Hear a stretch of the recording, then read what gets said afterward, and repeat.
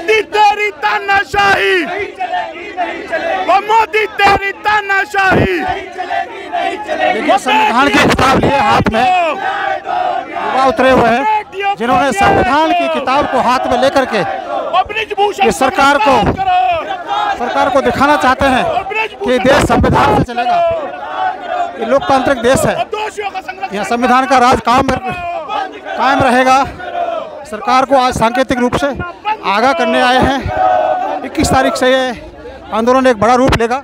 कुछ कहना चाहेंगे? जय भीम सभी साथियों को। आज हम लोग निकले हैं, जंतर मंतर से आंदोलन चल रहा था, वो आंदोलन आज जो है सड़कों पे है, कनॉट पैलेस के सर्कल पे है। अपनी बात उठाने के पीछे भगत सिंह ने भी कहा था, जब लोग बहरे हो जाएं तो बाहर रोडों पे निकल के धमाके कर देना चाहिए। हम लोगों ने अपने इनकलाबी नारों से, अपने जय भीम के नारों से, जय जवान जय किसान के नारों से कनॉट पैलेस की गलियों में इनकलाबी जो है धमाका करा है। और हम लोग इस आंदोलन में जो है मजबूती से इस आंदोलन को लड़ेंगे और अंतिम दम तक लड़ेंगे। आपने ये किताब ले रखी है अपने हाथ में, क्या भारतीय संविधान है जो ये बात कहता है, इस बात की गवाही देता है कि जो 376 के आरोपी हैं, जो पॉस्को एक्ट के आरोपी हैं, उन सभी लोगों को गिरफ्तारी होनी चाहिए। मगर अफसोस की बात यह है कि संविधान के मानने वाले लोग, संविधान को पारित करने वाले लोग, संविधान को चलाने वाले लोग अपने लोगों को बचाव कर रहे हैं, ना कि दोषियों को गिरफ्तार कर रहे हैं। जबकि पीड़ित वर्ग की बेटियां, जिन्होंने देश का मान बढ़ाया, जिन्होंने देश का सम्मान बढ़ाया, जिन्होंने देश को एक नई ऊंचाइयों पे ले जाके खड़ा किया, जिन्होंने देश को गोल्ड मेडल दिलाए,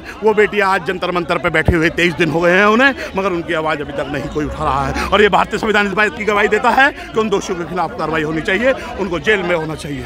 ये चंद्रशेखर रावत भी आज आए हुए हैं। चंद्रशेखर आजाद जी हैं, भीम आर्मी के चीफ हैं। जब कहीं पे भी अन्याय, अत्याचार, जुल्म, ज्यादती होती है, किसी बहन बेटी के साथ कुछ गलत होता है, तो जब लोग जो है आते हैं रोडों पे, ये यहाँ की मीडिया और सब लोग जो है ये कह रहे थे कि जाटों की लड़ाई है, यहाँ बड़ी आबादी में दलितों की भी भागीदारी है, यहाँ बड़ी आबादियों में मुस्लिम भाइयों की भी भागीदारी है। ये बेटी कोई समाज की, ये बेटी कोई एक समाज की नहीं, एक जात की नहीं, बल्कि पूरे देश की बेटियां हैं। उनके लड़ने के लिए हम लोग आए हुए हैं। यह मेरे समीर भाई हैं। जी समीर भाई, आप क्या कहना चाहेंगे?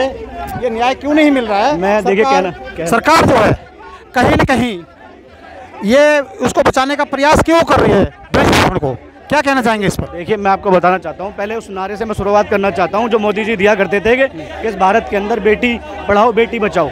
लेकिन बेटियां बचानी किससे हैं, वो जो है यहाँ देश की जनता समझ नहीं पाई कि बेटियां बचानी किससे हैं। हमें पहले पता होता तो कि हमें आज जो है देश के एमपी और देश के जो है बड़े बड़े लोगों से, बीजेपी के जो है बड़े बड़े नेताओं से अपनी बहन बेटियों को बचाना है, तो हम यही काम पहले समझ जाते। हम थोड़ा समझने में हमने लेट करी कि हम जो है समझ नहीं पाए हमें बेटियां बचानी किससे हैं। तो मैं ये कहना चाहता हूँ कि आज ब्रजभूषण जो है सत्ता के नशे में चूर है, सत्ता की संरक्षण में जो है उसके ऊपर FIR नहीं की जा रही, उस पर जो अरेस्ट नहीं किया जा रहा, तो वो सिर्फ ये एक सत्ता है, ऐसी सत्ता है जो हमारी बहन बेटियों के ऊपर जुल्म करने का काम कर रही है और उनको दोषियों को सजा दिलाने का काम नहीं कर रही, उनको अरेस्ट करने का काम नहीं कर रही। लेकिन अब हमारे राष्ट्रीय अध्यक्ष भीम आर्मी चंद्रशेखर आजाद जी जो है यहाँ बैठे हैं धरने पर, वो इन बेटियों को जो है उनका हक और अधिकार दिलाने का काम करेंगे, उनको जो है दोषियों को सजा और ब्रजभूषण को अरेस्ट कराने का काम करेंगे। जी ये तो पहले भी समर्थन देने आए हुए हैं। देखिए समर्थन दिया है जी। आज जो है सतपाल मलिक भी आए थे, मैंने सुना है, मैं तो फिर लेट हो गया। अब ये यहीं बैठेंगे, यहीं बैठ करके उन बहनों को जो है इंसाफ दिलाने का काम करेंगे और दोषी ब्रजभूषण को जो है अरेस्ट कराने का काम करेंगे। जब तक अरेस्ट नहीं हो जाता यहीं बैठने का काम भीम आर्मी आजाद समाज पार्टी के लोग करेंगे। मतलब लंबा चलेगा आंदोलन? लंबा चलेगा, तैयारी से हैं, बोरिया बिस्तर सब लेकर आए हैं, खाना पीना लेकर आए, महीने 2 महीने जितने दिन बैठना पड़ा बैठने के लिए तैयार हैं भीम आर्मी के सभी साथी।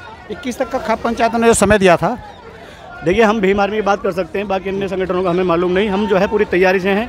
भीम आर्मी के लोग अपना जो है घरों पर जो है राशन भर करके और यहाँ अपना राशन का जो है खाने पीने का जुगाड़ लेकर के साथ में आए, यहाँ इन बहनों को इंसाफ दिला करके ही वापस जाएंगे। चलो बहुत बहुत धन्यवाद। ये थे हमारे साथ